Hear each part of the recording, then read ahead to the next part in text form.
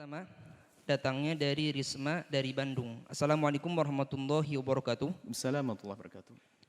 Semoga Buya beserta keluarga diberikan kesehatan dan kekuatan untuk terus berdakwah. Amin ya rabbal alamin. Amin ya rabbal alamin. Mohon izin bertanya Buya. Saya mendengar ada himbauan prosedur khusus bahwa jika seseorang meninggal dengan keadaan terkena COVID-19 atau virus corona, dilarang untuk memeluk, mendekati, tidak disambut keluarganya. Bahkan tidak diperbolehkan untuk memandikan jenazahnya. Jenazah akan dimasukkan ke dalam body bag, ditayamum di atas balutan plastik dan dikebumikan. Bagaimana pandangan Islam menyikapi hal tersebut? Dan apakah zaman Rasulullah SAW juga ada tayamum untuk jenazah? Mohon jawabannya Buya. Terima kasih. Bismillah. Yang pertama adalah kepada keluarga atau siapapun yang tertimpa ujian. Jika itu adalah dari ahli la ilaha illallah, maka ketahuilah tidak ada ta'un yang Allah timpakan. Ta'un itu wabah, penyakit yang Allah timpakan kepada ahli iman kecuali karena Allah ingin menjadikan dia mati syahid. Mati syahid, aman dari siksa Allah. Kembali kalau kepada hikam ibn al-istislam, serah. Jadi bagi yang meninggal dalam keadaan kena wabah semacam itu, wabah apa saja termasuk ta'unnya corona ini, virus corona, maka insya Allah orang-orang yang dari ahli la ilaha illallah itu dia mati syahid. Satu.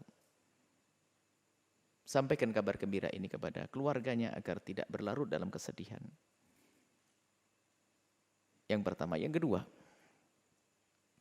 jika ada orang meninggal dunia, kemudian ternyata ada virus yang nempel atau yang ada pada orang tersebut, dikhawatirkan menurut ahlinya, dalam hal ini adalah medis, akan menyebar dan menular kepada yang hidup, maka menjaga yang hidup itu sangat penting. Jika diputuskan oleh medis tidak boleh ada yang bersentuhan, ya jangan menyentuh. Karena tidak boleh bersentuh dan sebagainya, maka tidak perlu dimandikan dan tidak perlu diapa-apain, langsung dikuburlah. Ini pertanyaan bagaimana hukum dalam Islam? Begini. Jika ada satu jenazah yang tidak bisa dimandikan karena beberapa sebab, diantaranya adalah karena mungkin semacam kebakar kalau kena air tambah hancur, atau wanita yang meninggal tidak ada wanita yang memandikannya, atau tidak ada laki-laki yang mahram dengannya. Ini termasuk yang sering dilupakan. Yang memandikan wanita hendaknya wanita. Jika tidak ada wanita yang memandikan, diambil dari mahramnya wanita tersebut. Jika ternyata ada wanita di kampung meninggal dunia, wanita sudah nggak ada, tinggal dia saja. Kemudian laki-laki yang mahram pun nggak ada, maka dalam hal ini ulama mengatakan tidak perlu dimandikan. Karena kalau dimandikan akan membuka auratnya. Lalu ditayamumi atau tidak? Dalam madhab Syafi'i sendiri, Imam Romli mengatakan nggak usah. Selagi tidak ditayamumi, maka ya tidak usah disolati. Menurut Ibnu Hajar madhab Syafi'i, ditayamumi lalu disolati.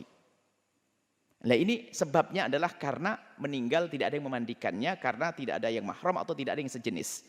Atau ini yang sebab tidak bisa dimandikan karena ada wabah penyakit yang saat ini kita bahas. Ada wabah penyakit. Jika menurut medis memang wabah itu bakal menular, maka tidak usah dimandikan. Jika tidak bisa dimandikan, ya sudah, tidak usah ditayamumi. Setelah tidak bisa ditayamumi, lah ini sampai di sini. Baik, tidak dimandikan, tidak ditayamumi. Tidak dosa Anda yang hidup. Kenapa? Karena apa? Ini fardu kifayah dan kita tidak mampu melaksanakannya. Menjaga yang hidup lebih penting. Yang wafat insya Allah sudah diampuni dan dia mati syahid kok. Jadi yang keluarga tidak usah dirundung sedih karena keluarganya tidak ada yang memandikannya, tidak ada yang menyolatinya. Maka tidak usah dirundung sedih. Ini perlu kami hadirkan. Dan semoga tidak akan menjadi khilaf di lapangan. Maka kami sampaikan, hadirkan kesimpulan permasalahan begini. Maka ada sebagian mengatakan harus solati, ini tidak solati. Saya hadirkan pembahasan fikihnya. Enggak usah ribut. Sudah ada yang meninggal kok ribut. Jadi begini. Ulama berbeda pendapat dalam hal ini. Setelah tidak dimandikan dan tidak bisa ditayamumi, disolati atau tidak. Kebanyakan ulama mengatakan, kebanyakan ulama ini adalah jumhur ya. Kebanyakan ulama ini jumhur madhab Syafi'i, kemudian madhab Hanafi, jumhur Syafi'i, madhab Hanafi, kemudian jumhur Malikiyah, termasuk madhab kita Syafi'i, mengatakan selagi tidak dimandikan dan selagi tidak ditayamumi maka tidak disolati. Sebab syarat sahnya untuk disolati adalah karena dimandikan atau menggantikan mandi, namanya tayamum. Oke. Ini pendapat ulama. Kalau Anda ikut ini nggak ada masalah, maka maaf kena corona sudah dibungkus selesai dikubur. Kok kasihan? Nggak perlu kasihan, dia mati syahid. Tapi pendapat yang lain seperti sebagian dari mazhab Syafi'i, mutaakhir ulama Syafi'iyah ada, termasuk tadi kita ini mazhab Hambali. Artinya ada ulama termasuk dari mazhab Malik seperti ada sebagian Malikiyah. Artinya pendapat yang kedua, biarpun tidak dimandikan dan tidak ditayamumi, boleh disolati, sah disolati. Dan ini biarpun bukan menurut jumhur ulama Syafi'iyah, kami cenderung mengarahkan ke yang ini. Kenapa? Agar terhibur yang hidup. Jangan sampai sudah kena musibah, saudaranya kena corona, kemudian tidak ada lagi yang menyolati gara-gara tidak dimandikan. Jangan sampai sedih di atas sedih. Maka biarpun ini pendapat lemah dalam mazhab Syafi'i, akan tapi tujuh mazhab yang lain, maka biarpun tidak dimandikan, kemudian tidak ditayamumi, maka disolati. Ini menurut pendapat. Tapi kalau Anda ketemu orang yang keras pendapat tidak disolati karena tidak dimandikan, ya sudahlah, terserah. Yang penting jangan ribut. Ini yang kami hadirkan di lapangan supaya tidak bisa ribut. Yang tidak disolati nggak ada masalah. Nggak dosa kita karena apa? Tidak memenuhi syarat untuk bisa disolati. Lalu yang menyolati apa? Ya kita kan kalau ittaqullah mastata'tum, kalau takut kepada Allah kita menjalankan perintah semampunya. Yang mampu disolati nggak mampu dimandikan, dimandikan. Nggak bisa memandikan ya disolati. Biarpun itu lemah dalam mazhab Syafi'i, tapi mazhab lain dianggap sebagai pendapat yang perlu ditonjolkan hal ini. Artinya dalam hal ini ada dua pendapat besar, Anda tidak usah ribut. Yang kena corona, semoga Allah menjaga kita dari penyakit itu. Yang kena corona, yang sudah meninggal dunia, kemudian takut wabah menular, sudah langsung dibungkus, tidak usah dimandikan, tidak usah ditayamumi. Kalau mengatakan itu pendapat ulama mengatakan tidak disolati, nggak ada masalah.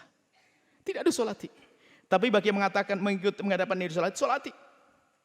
Adapun cara mensolati dan menguburnya nggak usah dibawa pulang ke rumahnya. Di mana tempat penguburan yang tercepat, biar wabah tidak mengganggu yang hidup. Jadi dikubur di mana saja sudahlah. Sama, bumi Allah tuh sama, dikubur di sana sini. Kalau ahli surga ya ahli surga. Bukan kalau dikubur di kota langsung masuk surga, kalau di hutan langsung masuk neraka, nggak ada. Nggak usah perlu dilihat si fulan. Kalau dilihat nggak langsung gara-gara dilihat kemudian dia menjadi hidup lagi juga enggak kok. Biarkan sudah dikubur secepatnya. Kemudian cara mensolatinya mungkin ya biarpun tidak dimandikan dan tayamum, ikut pendapat yang mengatakan disolati, cara mensolatinya sudah secepatnya di situ. Dirawat secepatnya. Disolati berapa orang? Kalau tidak sempat disolat di situ, disolati di atas kuburnya. Kalau mungkin khawatir kita kena wabah karena ini mayat masih ada, setelah dikubur, disolat di atas kuburnya. Dan ini pernah Nabi menyolati seorang wanita ajus yang pernah meninggal, Nabi tidak tahu, Nabi ke kubur, lalu Nabi sholat di atas kuburnya. Sholat jenazah. Kalau tidak begitu, dengan sholat gaib, Anda dari jauh. Sholat gaib ini adalah ada menurut jumhur ulama selain mazhab Hanafi. Artinya ini pendapat ulama mudah. Jadi kami lebih senang untuk menyampaikan, ngikuti yang mengatakan dilakukan sholat agar yang hidup ini terhibur. Jangan sampai sudah mendapatkan musibah, tidak ada menyolati bapaknya, tidak menyolati saudaranya. Tapi tetap disolati. Disolati menurut pendapat ini. Ini sah. Ini pendapat di para ulama. Maka mohon agar hal-hal macam ini enggak jadi bahan ribut lah sana sini. Yang menyolati silakan nyolati, yang enggak. Yang jelas, yang hidup harus dijaga. Adapun dia yang mati dalam keadaan kena wabah ini, insya Allah mati syahid dari ahli la ilaha illallah. Dan semoga Anda semuanya sehat lahir Anda. Tapi jangan lupa, jangan mikirkan kesehatan lahir, tapi kesehatan batin. Jangan mudah bermusuhan, jangan mudah caci maki, jangan mudah olok-mengolok. Gara-gara pendapat ini kadang-kadang olok-olokan. Ini makanya sengaja kami hadirkan perbedaan-perbedaan ulama ini, biar ya agak sedikit lega lah bahwa, oh begitulah.